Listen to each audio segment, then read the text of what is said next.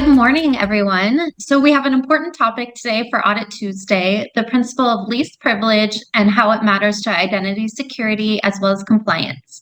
So to help explain the topic, the problem, as well as the solution, we're honored to have cybersecurity and identity expert David Worthington.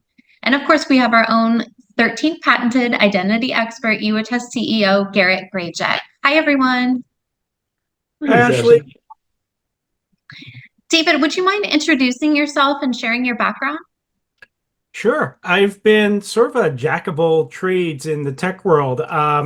Started my career as a tech journalist and did that for a while, but transitioned more into the marketing side and then IT management and manufacturing, working my way on to be an IT director. And during that time, security was becoming a must versus a nice to have. That was the era of WannaCry and crypto malware.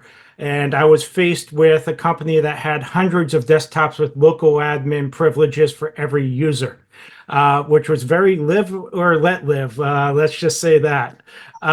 So I got hands-on, worked and earned some certifications, and eventually landed at a large identity provider where I was an evangelist for the company and did some competitive marketing, but also was hands-on and an expert SME on Microsoft products in particular.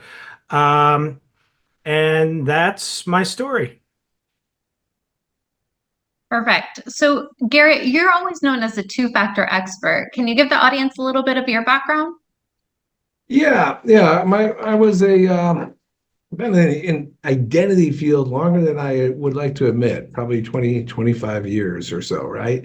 Started as a two-factor guy. That was my first sales engineer job, was over at a company that's now called RSA. And then went over to the single sign-on world. And then Ashley, who was a big part of it, we created a company called SecureAuth, which was the first two-factor IDP. Right? And David just came from an IDP, a cloud identity provider. And what we did at SecureAuth is we combined two-factor with identity in a single package. Okay. And you'll see it's going to be the theme of this discussion is what we have to do. We've got to kind of stop the manual processes and use technology to automate our processes. And that's what I did in two-factor, was automate the process of integrating two-factor into identity applications. Yes. Perfect. So, David, let's get this started. So, what exactly is a principle of least privilege? Sure. Well, what we're looking at with principle of least privilege is having the appropriate access for users, programs, and processes, but really at the set at the minimum level needed for tasks. And I brought the example of Windows desktops and how that was an issue. It still is, but now we're seeing more of a broader understanding of where least privilege fits in. So, for instance, now Microsoft has created really finite roles for role-based access control and Enter ID for admins, so that if one admin is compromised, there isn't a cascading effect there. It even goes lower level than that with baselines for, say, M365 desktop apps so that macros won't run on local machines. That's something that I encountered the other day with a client. It's everywhere. It's super important everywhere from workflows to desktops and everything in between. But it can be a very difficult undertaking and very manual process. And sometimes it can fall by the wayside as a consequence. And there's companies like Alaria cropping up. My old colleague Jagadish has that, takes a more adaptive and autonomous approach for workflows. But that doesn't take the place of the fundamentals. And that's one of the reasons why Garret and I crossed paths. We were really we have the same religion, so to speak, with principle of least privilege. And really, attestation is one of those foundational activities. Admins can't be expected to know everything and keep up with every change in the environment. It's not just users, it's services, it's your IDPs and what can be accessed through that, what's trusted, so to speak. So yeah, this is an extremely important, all-encompassing topic where more work needs to be accomplished. And Garret, so the principle of least privilege, it's quantified in a lot of frameworks and guidances, right? Absolutely. The one most people cite right out is NIST cybersecurity framework. Okay, that's the one everyone's like, okay, right, yeah, I've heard of that in NIST cyber. So let me show, and they just updated it. They called the NIST cybersecurity 2.0. Okay, and what it does is it goes through and says, hey, these are the best practices. Now, let me just explain this for the people who, whatever, I think I'm doing a webinar pretty soon on it in general. NIST is not a regulation. It's a framework and a guidance.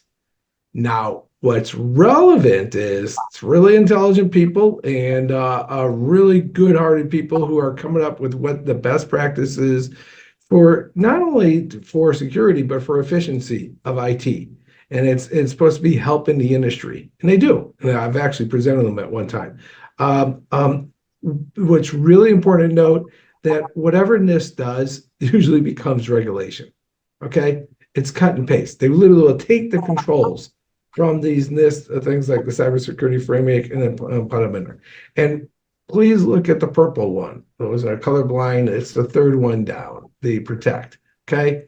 We go to NIST 2.0 PRAA05, right? And it says straight out, access permissions entitlements should be enforced and keyword reviewed. You can't do the principle of least privilege. That is, you can't say that my identities are enforced to the principle of least privilege without doing a review. And that's, what would be built at YouAttest around. But to stay to the point, the regulations quantify this straight out because the best practices say that around identities, practice the principle of least privilege. And how you practice the principle of least privilege is that you actually review your identities on a regular, quantified, and repeatable manner to ensure that the entitlements that we are granted are the least amount needed for the individual or the service account to do its task. Yes. And David, so why do you think all these agencies find the principle of least privilege so important? It comes down to what's happening on the ground. You can take a look at any specification or standard. It's a snapshot in time. It's really what the best solution is then.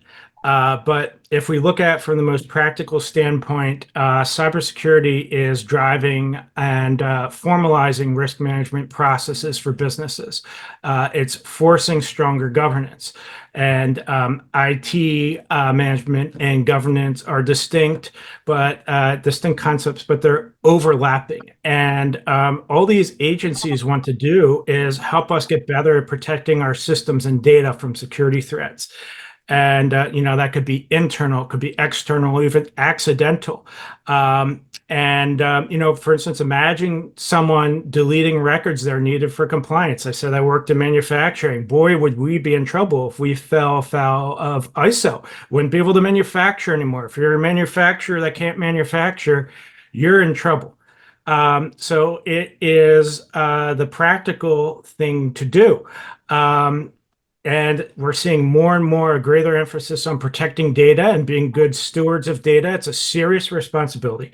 And if you disregard principle of least privilege in what you're doing, you'll be disregarded. So just to follow up, so how are enterprises doing on principle of least privilege? That's a tough one here. I don't want any eggs and tomatoes thrown at me. In my view, it depends on how regulated they are. As Garrett said, NIST is driving a lot of this. Really, in my view, where compliance has had teeth and there's potentially a framework for liability, penalties, legal exposure, you may see more action. Some companies are more diligent, but there's also still the notion that security products will protect you. That's not true. It comes back once again I'll say it for the third time, you have to do the fundamentals right, the foundational things, and earn your right to do other stuff.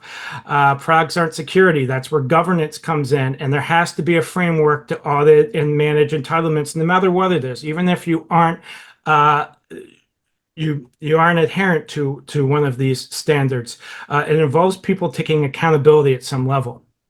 And I don't know if I gave the political answer there. How well are they doing? Not well enough. So in the real world, lots of enterprises are not meeting the standard, even though it's mandated by these guidances. Hindsight is 2020. I run into a lot of organizations that even don't want to mess with MFA everywhere, which is where Garrett started as an IDP, let alone restricting access, sharing, and other activities people need to do their jobs.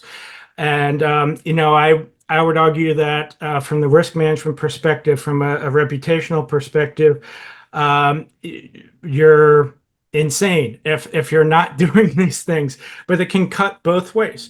For instance, as my day as an IT director, there were some folks in the ERP system who didn't have the access that they needed, and an audit would give them the resources that they needed while preventing stuff that could be potentially damaging to the organization from occurring. So it cuts both ways. It's just that a lot of organizations, just like people, refuse to accept there's a problem until they have one. And then it happens to be a lot more costly than being proactive. And people may also not do things when they're hard. They're time consuming, and they fall by the wayside when they're manual processes.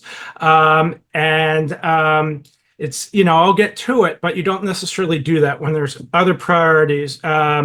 Or support tickets are flying in at you. We've all worked in IT, and a salesperson says, I can't access something, and there's a deal on the line.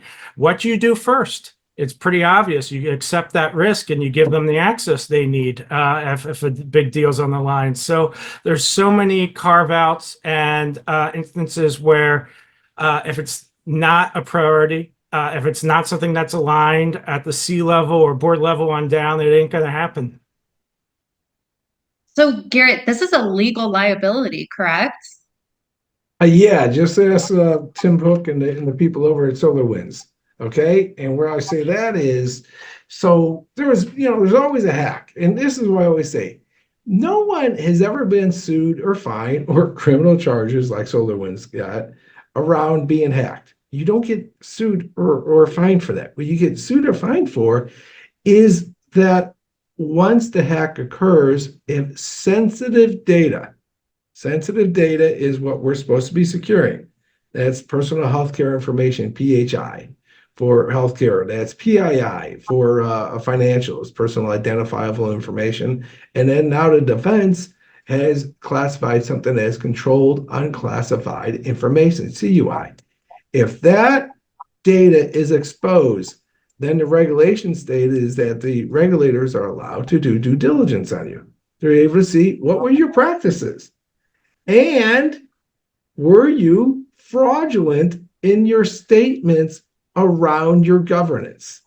Fraudulent, being straight out. Did you say you were doing practices and you really weren't?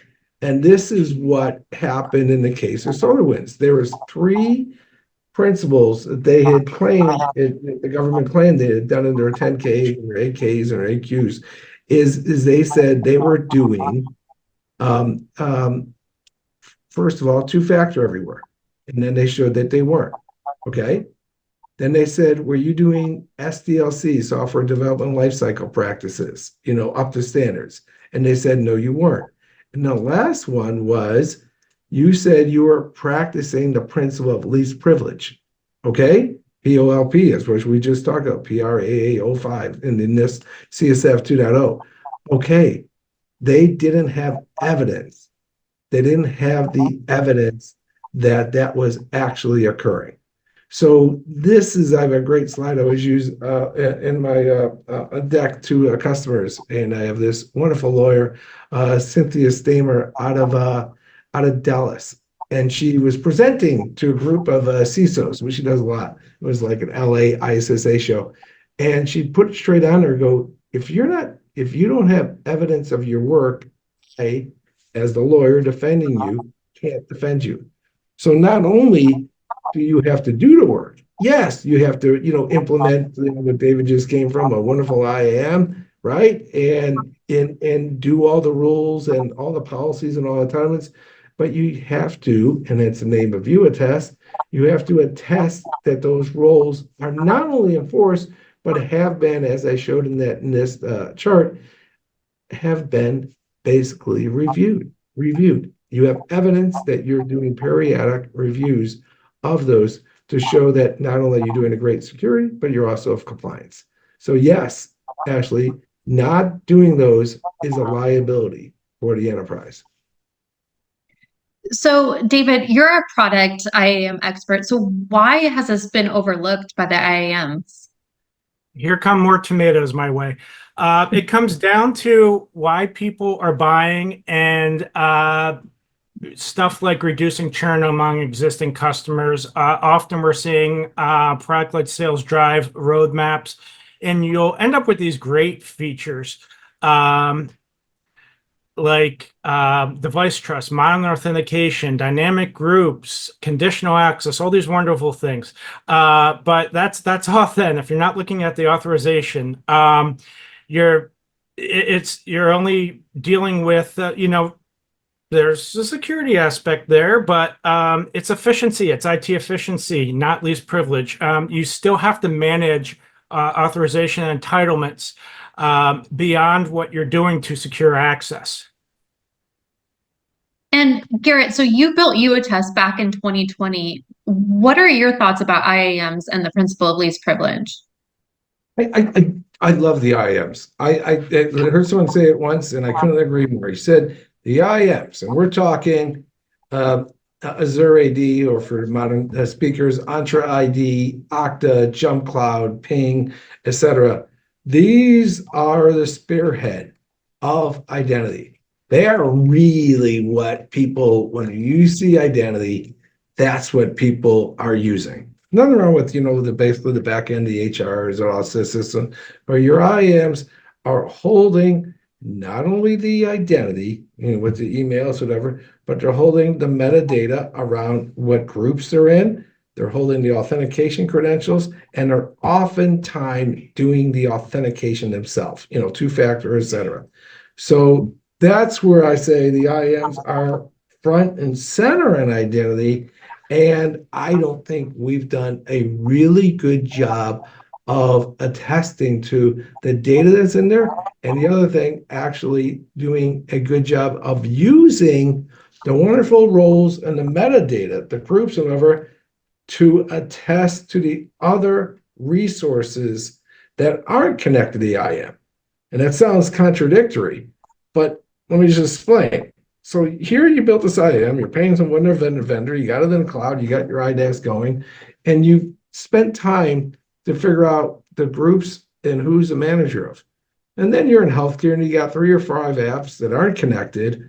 How are you attesting that those people in those apps are falling under the same roles that you said, this is in my Okta? I have this is my healthcare admin groups, and then I have these 5 applications out here. How are you attesting that done? And everyone says, well, I'll get around to it. I'll get them in sync. It's like, nah, you probably won't, because it's just, just doesn't happen. And those things are usually so legacy. And that's where YouAttest came in. We take people, we integrate in minutes into their IAM, and then we audit not only the IAM, but all these siloed apps as well, based on the metadata in the IAM. So, David, what are the right practices to ensure that the principle of least privilege is being executed? Sure. So I mentioned foundational exercises. There's nothing more foundational than user access reviews. They can be periodic. You could have validation to justify why a user still needs access to a particular resource. And in doing so, it makes compliance less of a fire drill.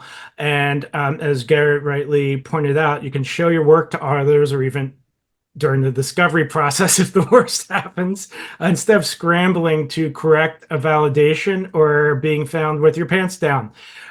So even if you inherited a system or there doesn't seem to be a problem, there's going to be stale, forgotten, overprivileged accounts or workloads that can compromise a system or apps or data. Even backups can be at risk. And David, a lot of these practices are manual, right? Oh boy, are they? How many spreadsheets do you see in cybersecurity?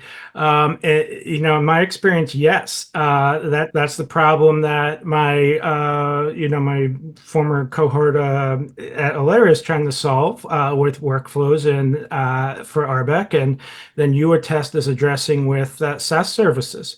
And in many ways, I consider this to be a form of shadow IT, even if it doesn't fit there. That's very in vogue in marketing now. What SaaS apps, what apps are your users running that you're not aware of? And if you're not managing it, you could have some problems. But what about within those apps? Who is accessing what? That seems to be something that could be very well working in the shadows too. So it doesn't just stop at what you have, or it has to come down to what you know. So Garret, David hinted at it. So UAttest has automated this process, right? That is 100% correct. That's where I see the world. Let's do some, Gartner-esque type acronyms here, right? So we talk about IAM, Identity and Access Management, okay? And we know that IAMs, like I said, the Spearhead have done a great job of helping enterprises consolidate their identities and then extrapolate the identity through single sign-on into applications, okay? And they've pretty much automated that. They're in lifecycle management. They've got some provision of that.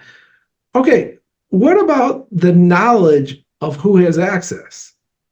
That's still, as David referred to, let's break out the spreadsheets, right?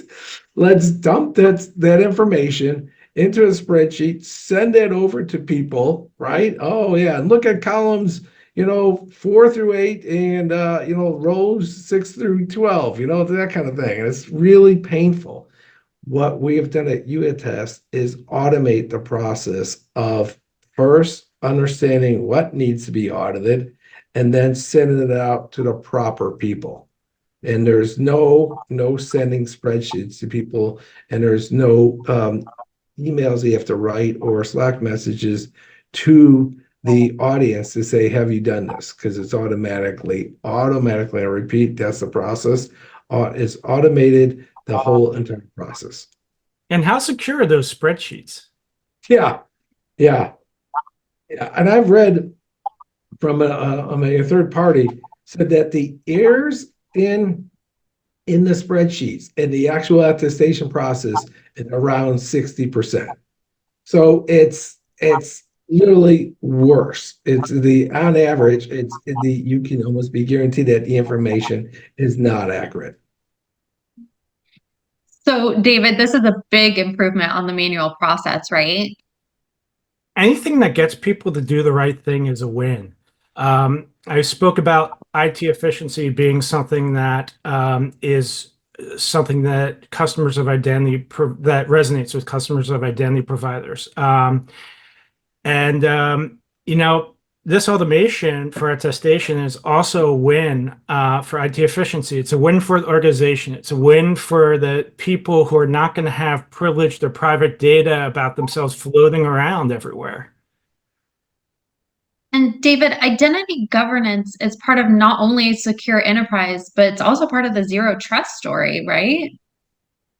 Absolutely. You have to place identities at the forefront, and it's not as simple as just using an IDP and the tools that are available to you. It's also about having practical, secure access to resources that you can provide. And you need to know who has access to what. You can't say that you are following a zero trust strategy if you're not doing those foundational things. And those things aren't always easy to do, but they should be, or they should at least be approachable. And Garret, how does YouAttest map to the ZTMM ladder? There we go. Let's talk zero trust. First of all, and I am a zero trust advocate. I built a product over a company called Silence, which is a concept that I was always passionate about, and then heard about zero trust and said, yeah, we should map that. We should market it as zero trust. What I'm trying to say is I so much believe zero trust that I was doing practices around zero trust before I even knew what zero trust was, the concept. And, let's give credit where credit is due. They basically, Gartner and some Forrester analysts basically put words to the map. And they said, what we need to do is take identities and basically keep reauthorizing. And notice I used the second A there, not the authentication. They're not re-authenticating, guys.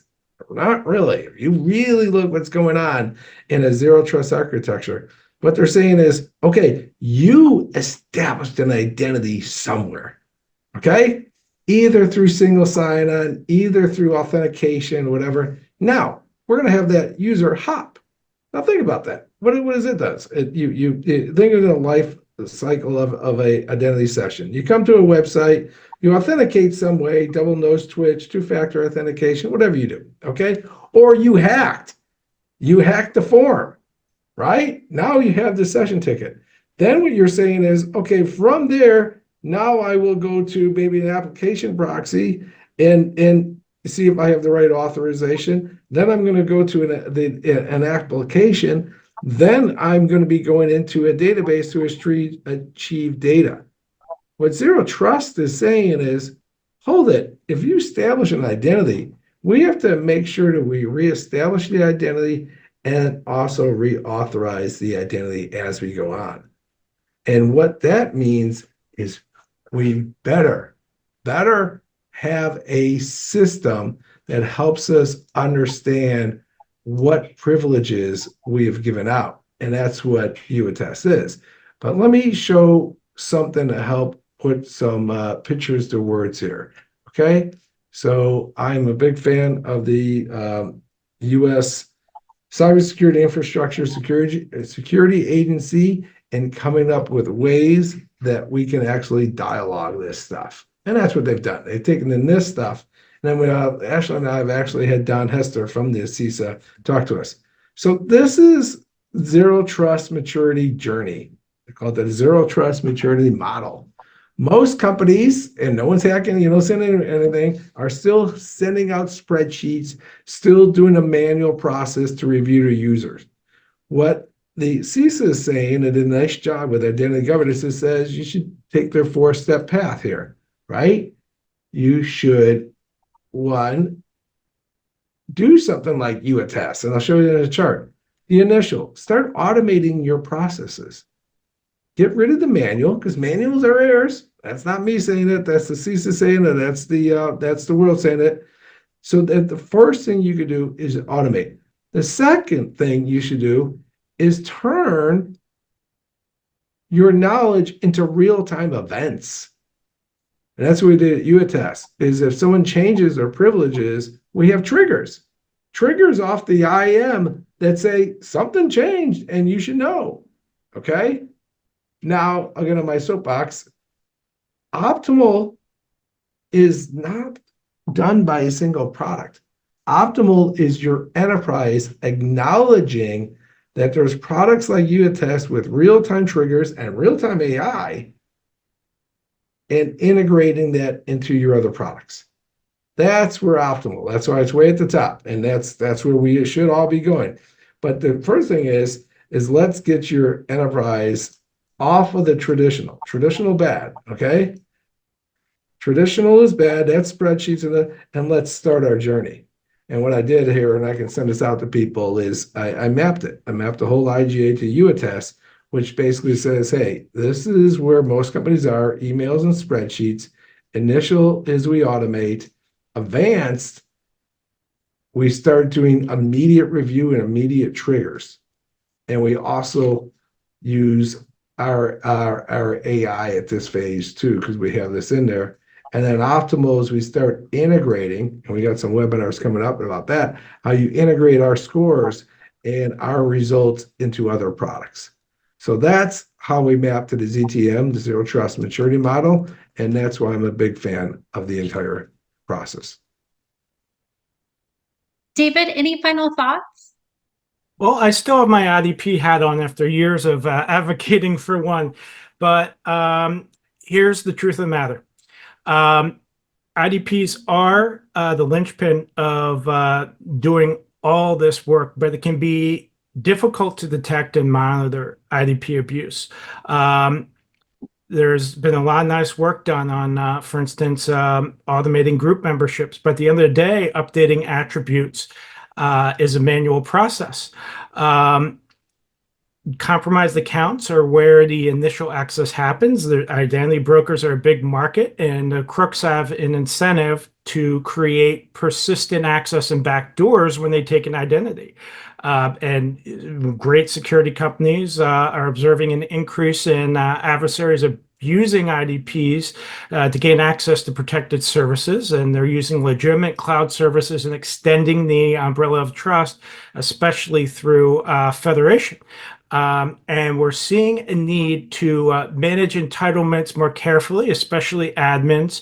But I've experienced how difficult that is hands-on as an IT director, how time-consuming it is. Going back to the IDP, one thing we didn't talk about much was SCIM integration with SSO, getting into the authorization side of things. In order to do that, you need access reviews. It demands a more practical approach to do this. And in some ways, it is shocking to me when foundational work isn't the top priority. I like where you so took that, David. Foundational work. I mean, it's the basis of identity, is reviewing and ensuring the principle of least privilege. That's a good summation. Yeah. Garrett, let's do a demo. Yeah, let's do it. Okay, this is the Garrett Ashley demo. This one's kind of fun. Okay, I'm going to show one more slide just to help people understand what a demo. And goes back to my RSA SE days, where I was told to always show and then demo. Okay, so here, in theory, I'm showing the right screen. And this is what the product is, okay? I already showed that. This is how it works, okay? So here, this is the customers out there, all right? And also the risk practitioners, the MSPs, the consultants. Your risk manager at the enterprise, you got these regulation guidances, frameworks, all listed down below, and you have all your identities. What does YouAttest do? This is what it does. The question mark goes away, and then the GRC practitioner, which will be me in the demo, I will be risk manager, and I will show how YouAttest creates an identity audit. And I'll show you the rapid deployment that we do it. Ashley will be a reviewer. She'll be a manager that will actually review in real time. It will do connect in real time, and we'll grab the data in real time, and then we'll send out an audit. And then we'll show an attestation report of what YouAttest actually does. And remember, no spreadsheets, all that kind of stuff. Okay, so let's do it. It's demo time. This is live. This is fun. Okay, so let's create an audit. So this is a tenant. If you're an MSP or consultant practice, you have one layer above this.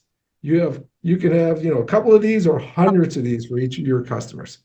So let's create an audit, okay? And I can do an app audit, which I'm going to do like a SOX audit. You can do a group audit, or you can even just do the user. Now we've done 3.5 million of these, so we got tons of features.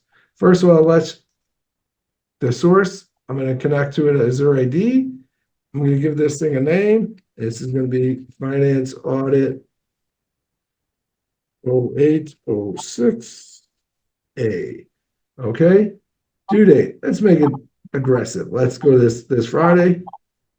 We have advanced workflows. We're not going to show it in this one. Watch some of our other videos, or better yet, just schedule us. And we'll show you the advanced workflow for this. We can do up to 4 tiers of attestation for a right.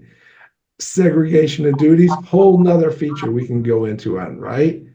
Attestation file. Hold it, Garrett. The data is not coming from Okta or Jump Cloud or Azure AD. It's coming, I want them to attest the information on this file. We have all these features. But I'll keep this simple. I'm just going to do a application in Azure AD. I'm going to pick one. I'm going to pick this Finance 01. This is a cool feature. Let's say you got 10,000 roles, and that's not hypothetical because we've done those. Okay, actually 10,000 users, almost 1 million roles. What percentage of the audit do you want to do? In this case, the default is 100%, and we'll do that. Remember, I'm still risk manager. I'm choosing what the attestation is. Okay, so this is kind of cool. What's going on in real time is YouAttest is pulling the metadata from a real actual Azure AD. Okay. So let me show you some of the stuff that's relevant that you should know. Here is the integration. We're going here to Cloud Integrations. Here's the access URL to the Azure AD that we're using, right? And here is the actual data. Okay, so Garrett, that looks like a single sign-on. It is. Love single sign-on. I love single sign-on for of grabbing data, and more relevantly, you'll see when it actually does a review, watch the single sign-on there. Okay, that's really the key to this product, is our understanding of single sign-in and how to leverage it to pull in data, and then how to make the process simpler. Speaking of processes, making it simpler, I would be remiss if I didn't show the templates for either the messaging through social media or through email. The most important one is the infamous nag email, right? Go do your work. Now, we removed the burden of creating that. This is it. You can modify the wording, you can modify the content, and you can put pictures in this, whatever you want. This is the message that goes out to, in this case, Ashley, to review the actual entitlements that we're doing. Okay, let's go back. Let's go back to our audit. Okay, it was an application audit, right? And this one is ready to do. So we're going to click this, and here it is. This is a campaign. It's an attestation campaign of the people who have access to this program, okay, to this application. What's relevant here is we have information here that says, okay, we have different users which have different managers. In the case of Ashley, she's actually going to be YA manager. Now, I could certify, revoke, or manually delegate. I can also create comments fields and all that. What I'm going to do is the risk manager as little as possible. She's actually right. I am going to select all of them and I'll let YouAttest do the work. I'm going to auto delegate. Basically, it says, get out there, and the green shows that it's auto delegated. It's pushed out the attestation to the reviewers. In this case, one of the reviewers is Ashley. So I'm going to stop sharing. Perfect. Give me 1 second. I'm going to show you what I see. All right. So here I have my inbox. I don't know if you could hear that ding, but I just got an email, 10:38. So all I need to do is click on this. So Garrett, as a risk manager, saw everything. So me, I'm only going to see the employees that report to me. So in this case, I have Kyle and Simon. So you can see it's YA manager, that's me. Garrett, the risk manager, delegated these people to me. I can look at more detail if I want to look at their email, their status, etc. I can also go over here. So I have 3 options. So if Kyle has access to all the applications that he should, I can certify. If Kyle has access to, let's say, a finance application is a huge one and he shouldn't have access anymore, he moved departments, whatever the case may be, I can revoke that access. Or let's say Garrett, the risk manager, assigned me Kyle. He actually reports over to David. So I can just delegate myself instead of pushing it back to the risk manager. I can just delegate. So what I'm going to show you is you can bulk certify here if you've got a ton of employees. I can just certify. And you can see that green bar in the top right populate. So I'm done. So as the risk manager, my job is done. You can see the green certified over there. So now Garrett is going to show you from his dashboard what he sees once a reviewer does their portion of the audit. Absolutely. What's really important there, look how little time Ashley had to spend to do a review. That's why companies that use this and enterprises use this and MSP and schools, you don't go from doing reviews once a year to what's recommended. Your key accounts is once a month, and all users you can do quarterly. So let me go back to my role as risk manager here. Okay, here's my screen. This is where we left it. Notice all the status, none of it's done. I hit refresh here, and it shows that YA manager has done it. I can go in there. I can look at what actually she does. Most relevant to the product itself will go off and tell this other manager, get moving, get it done. Once that process is done, here is what's created. A report, an attestation report that you, the internal auditor, have, and then collate that into your SOX report, into your ISO report, into your HIPAA report, okay? And these have been reviewed. Like I said, we've done 3.5 million of these. Has been reviewed by all the major compliance auditors, Deloitte, EY, et cetera, et cetera, et cetera. Okay, rock and roll. I know we have a bunch of questions, actually. So and team out there, we will run you a demo and most importantly, talk about the use case for your enterprise. Can I make a quick observation too? Please. Yeah. All right. So GRC people often don't care about the implementation so much as their check boxes. And I can really only think of one IDP that if you buy the most premium suite or governance add-on that you can have an access review. Attestation using a service like YouAttest gives you IT freedom, the ability to use the IDP that you want. It gives you optionality. And that's something, if we go out to the 30,000 foot view, that really stands out to me. That's a great point, David. And here's the thing. Most of our customers are using multiple IDPs. You know, they'll have an Okta, they'll have a Azure AD, or they'll have an AD on premise. Can't manage your devices with one of those, yeah. Yeah. And they don't have it collated. And remember the main advantage, the big differentiator is we love the IAMs.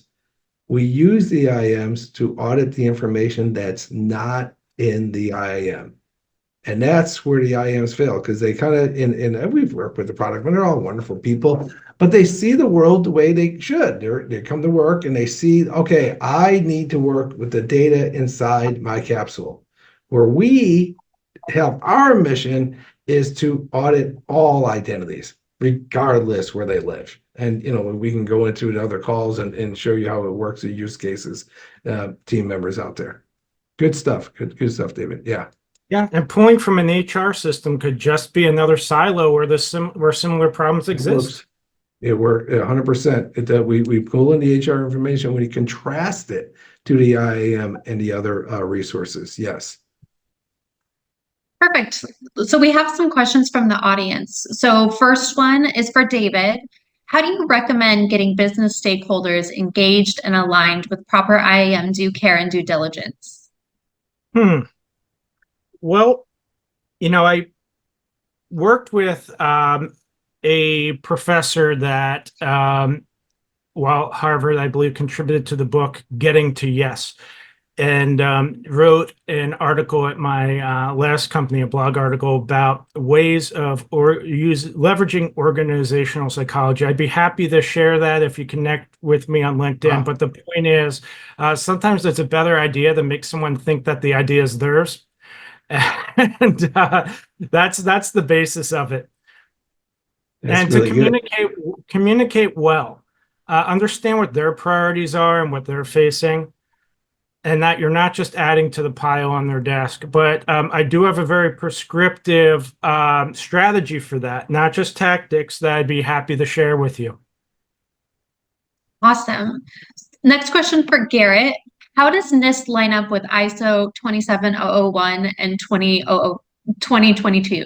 Yeah, that's his one. What I will do for this is write us at info@youattest.com, and I'll give you a mappings of YouAttest to both the NIST CSF, the 853 as well, but also ISO 27001, the year is 2002. That's the version of it.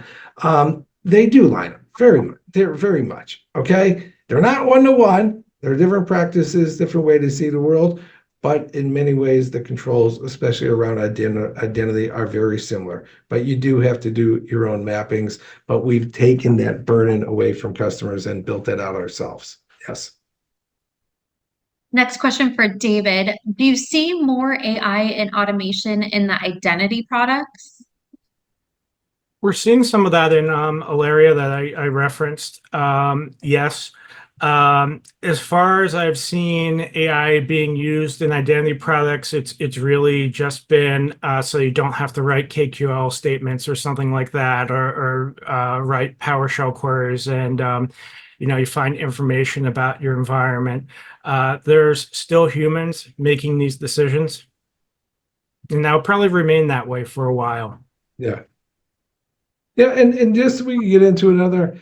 Our product, what it does is YouAttest is using not only the automation, which we showed in the demo, but also AI. It's pulling information like what groups you're in, running it through a model, and help the enterprise identify which accounts are overprivileged with information like segregation of duties and something unique, which we file patents on, of course. When's the last time anyone's reviewed this? And then give you an identity trust score. So I definitely see automation is something we in the computer industry have been doing since 70s. We got to automate processes, but adding intelligence, and that's the way the CISO writes about AI. They don't call it AI, they call it intelligence. Adding AI to the identity products is incremental. And as I stated before, the integration of these scores with the other products is, I think, was where we really start winning the battle against hackers, et cetera. And this is a gap IDPs have, and their product roadmaps are going to be driven by other concerns. Yeah. Okay, next question for Garret. How long does YouAttest take to deploy? That demo that we ran there, that would literally take, we do that sometimes on the fly with customers. That would be to set up that real world scenario, which was a real world scenario of that. It takes less than 30 minutes. Yes. Next question for David. Why are certain sectors always behind in identity and security, like healthcare? Wow. I mean, I'm still faxing things to healthcare providers. Exactly. Yeah. Well, they're big, they're complicated, and they have systems that I have to assume that they work, and if they ain't broke, don't fix it. I'm sure people in that domain may have more specific answers, but it's also something that's not easy. Especially, this is actually a very good question.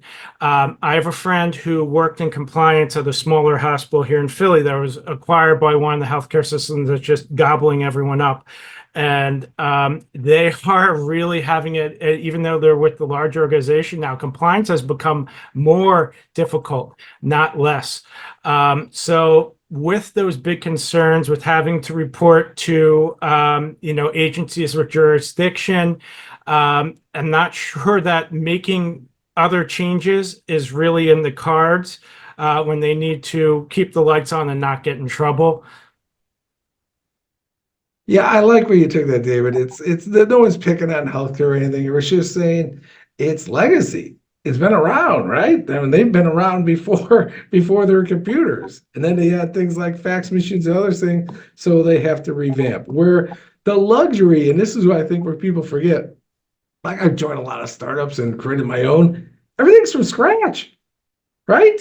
You don't using an LDAP, you're not whatever, you just drop in an IAM and you go from there. The healthcare providers have been there before there was IT. And I'm not saying that their practices are all that old, but they've been around forever, and that's why they tend to have out-of-date systems. Yeah, and practically speaking, you can have a piece of paper on the desk if you throw up a divider and no one can see it or walk behind the desk. Yeah, yeah. That's a security control. But now there's things like HIPAA, high trust, and PHI and all that stuff. So we got to do better. And that's what we're here for. And just FYI, our biggest industry is healthcare, because we help them automate. We help them work whatever systems they have. It's agnostic. And that's, we don't judge. Okay, how are you doing? The point. Yep. We don't That's judge. optionality. Yeah. All right, Ashley. All right. So David, how can people reach you? Just find me on LinkedIn under David Worthington. You'll see that I am connected to these fine folks. I'm not difficult to find there. I'm not really on other social media platforms for the sake of my own sanity. Awesome. And then we at YouAttest can be reached at youattest.com, or of course, just write us at info@youattest.com. Thank you everyone for being here. And thank you, David. We appreciate you. I really appreciate it. I'm glad we could finally get together and do this. It's a good time spent. And David will be doing Absolutely. it in the future, wherever you go. So all good. Talk to you. Thank you. Bye. Thank you.